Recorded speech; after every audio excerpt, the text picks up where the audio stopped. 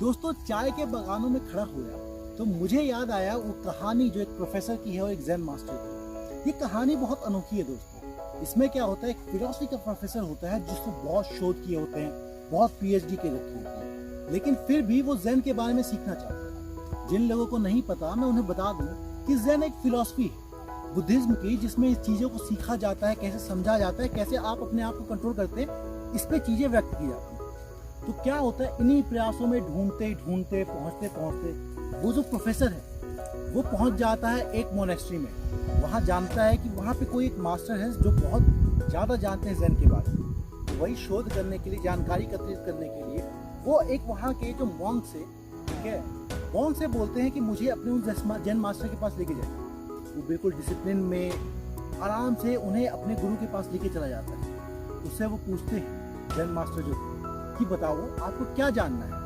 इतने में क्या है, वो प्रोफेसर स्टार्ट हो जाता है बताना कि देखिए मैं ज़ेन के बारे में इतना तो जानता हूँ, मैंने ये शोध कर रखा है, मुझे ये पता है। ऐसे बहुत देर हो जाती है। जब भी ज़ेन मास्टर उसको कुछ बताने की कोशिश करे या उसको रेक्टिफाई, जहाँ पे वो गलत बोल रहा है, कुछ बोलने की बात करे, तो ही वही टोक दिया करता है और कहता कि, और प्रोफेसर उसके बीच में बोलने जाता था कि देखिए हाँ मुझे मालूम है ऐसा है, लेकिन ये भी तो है, ऐसा भी तो है।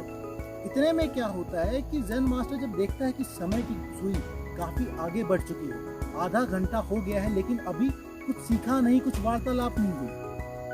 ज़ेन मास्टर से कहते हैं कि क्या आप चाय पिएंगे? तो वो ऑब्वियसली उस प्रोफेसर को लगता है बहुत देर हो गई है, चाय के लिए हाँ कर देना चाहिए। तो ज़ेन मास्टर कहते हैं उससे कि हाँ चलिए हम चाय पी लेते हैं 2 कप। इतने में क्या होता है, डिसिप्लिन जो होता है उनका चेला, वो 2 कप चाय लेके आता है और केतली भी होती है साथ में जिसमें चाय रखी हुई होती है। वो आदमी, वो जो प्रोफेसर होता है, उस चाय को केतली में से कप में पलट रहे होते हैं। तब भी प्रोफेसर बोल ही जा रहा होता है, रुक ही नहीं रहा होता, चीज़ों को समझ ही नहीं रहा होता है। अब क्या होता है, चाय की जो प्याली है वो भर चुकी होती है और तब भी प्रोफेसर बोल ही रहा होता है। प्रोफेसर देख रहा होता है कि चाय भर रही है, लेकिन जो ज़ेन मास्टर रुक नहीं रहे हैं। तो वो क्या करते हैं, वो आगे जाके देखते हैं और समझते हैं कि वो चाय भरती जा रही है। अब चाय जो है प्याली में से बाहर गिरने लग जाती है और फिर और वक्त के साथ वो टेबल पे गिर जाती है और गिरते गिरते प्रोफेसर देख रहा होता है, लेकिन फिर भी रोकता नहीं, अपनी बातें बोल ही रहा होता है। अब जो चाय है वो टेबल से प्रोफेसर के कपड़ों पे गिरने लग जाती है। इस पे प्रोफेसर बहुत ही गुस्सा हो जाता है, कहता है कर क्या रहे हैं, आपको दिखाई नहीं देता क्या? तब भी ज़ेन मास्टर रुकता नहीं है, अभी चाय पलट डाल ही रहा था, उड़ेल ही रहा होता। तो प्रोफेसर इतने में अपनी बात छोड़ के बिल्कुल आधे पे वहीं चल जाता। तब ज़ेन मास्टर उसको बुलाते हैं, कहते हैं सुनिए, मैं आपको इस चाय की प्याली से कुछ समझाना चाहता था। मैं आपको ये बताना चाहता था कि आप बिल्कुल इस प्याली की तरह, आपका दिमाग पहले इंफॉर्मेशन से भरा हुआ, अब आप उस पर और उड़ेलते जाएंगे तो बाहर ही गिलेगा, स्पिल ओवर ही होगा और कुछ नहीं। अगर आपको कुछ नया जानना है तो पहले अपने दिमाग के उसको नॉलेज को खाली कीजिए, आप उसमें जगह बनाइए कि कुछ नई चीज़ आ सकती है।